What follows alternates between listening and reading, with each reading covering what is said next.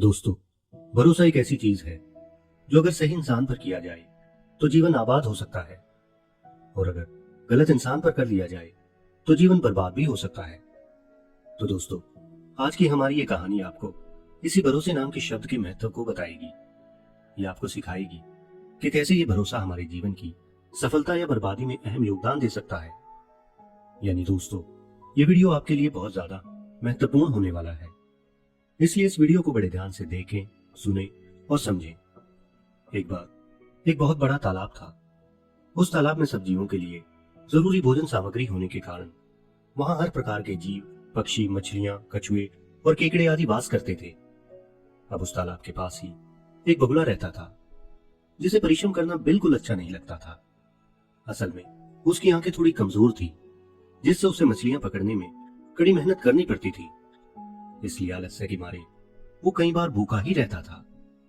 अब अक्सर वो यही सोचता कि क्या उपाय किया जाए कि बिना हाथ पैर हिलाए रोज भोजन मिल सके। अब सोचते सोचते उसे एक दिन एक उपाय सूझा और वो उसे आजमाने बैठ गया। वो तालाब के किनारे खड़ा होकर अपनी आंखों से आंसू बहाने लगा।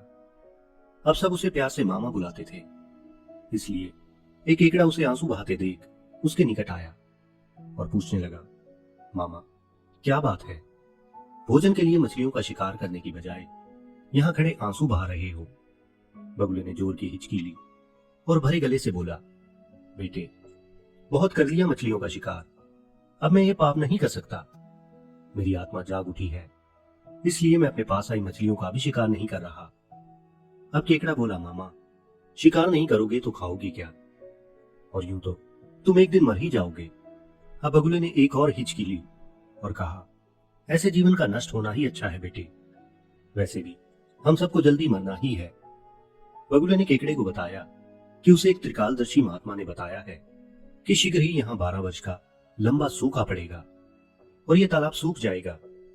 उसकी भविष्यवाणी कभी गलत नहीं होती। अब केकड़े ने ये जाकर सबको बताया कि कैसे बगुले ने बलिदान और भक्ति का मार्ग अपना लिया है और यहाँ 12 वर्षों का सूखा पड़ने वाला है।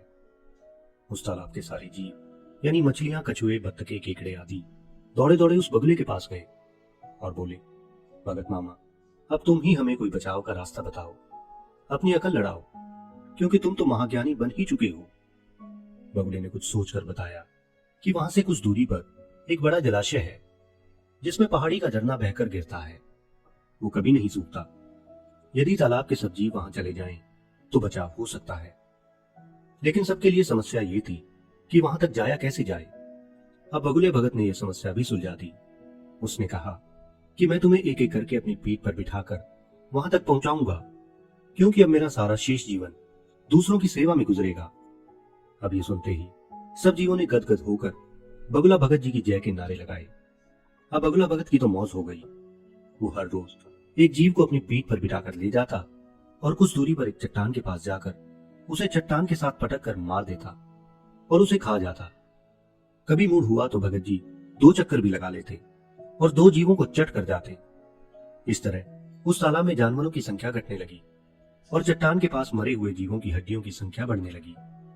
और अब भगत जी की सेहत भी बनने लगी थी और वो खा खाकर मोटे हो चुके थे। उसके मुख पर भी लाली आ गई थी और उसे देखकर दूसरे जीव कहते कि देखो, दूसरों की सेवा करने का फल और पुण्य भगत जी के शरीर को लग रहा है।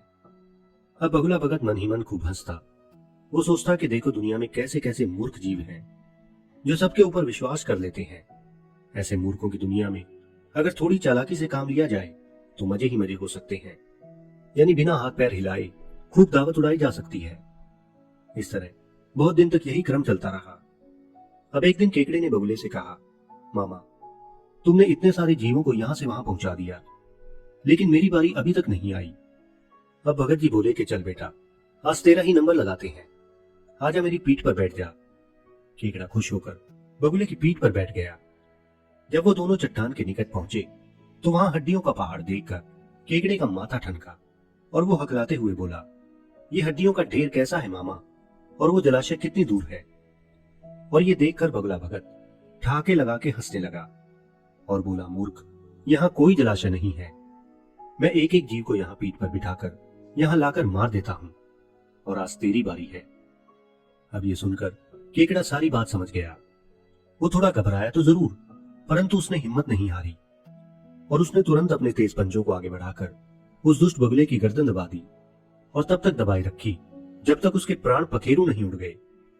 इसके बाद वो केकड़ा बगुले भगत का सिर काटकर तालाब के किनारे लौटा और सारे जीवों को सच्चाई बता दी कि कैसे दुष्ट बगुला उन्हें धोखा दे रहा था और उनके भरोसे का फायदा उठा रहा था। तो दोस्तों, आज की ये कहानी हमें जीवन का एक बड़ा महत्वपूर्ण संदेश देती है। दोस्तों, आज की दुनिया एक से बढ़कर एक कपटी और चालबाज लोगों से भरी पड़ी है। वो ऊपर से आपको अपने सच्चे हितैषी लगेंगे, लेकिन अंदर ही अंदर ठीक इस कहानी के बगुले जैसे उनका ध्यान सिर्फ और सिर्फ अपने फायदे की तरफ होता है और अपने फायदे के चक्कर में वो आपका गंभीर नुकसान करने से भी नहीं चूकते। इस तरह एक कपटी इंसान पर किया गया भरोसा हमारे जीवन को पूरे तरीके से बर्बाद कर सकता है। इसलिए दोस्तों, बात की गहराई को समझो कि भरोसा करने या ना करने से कोई फर्क नहीं पड़ता, क्योंकि जीवन है तो भरोसे की परिस्थिति कभी भी आ सकती है।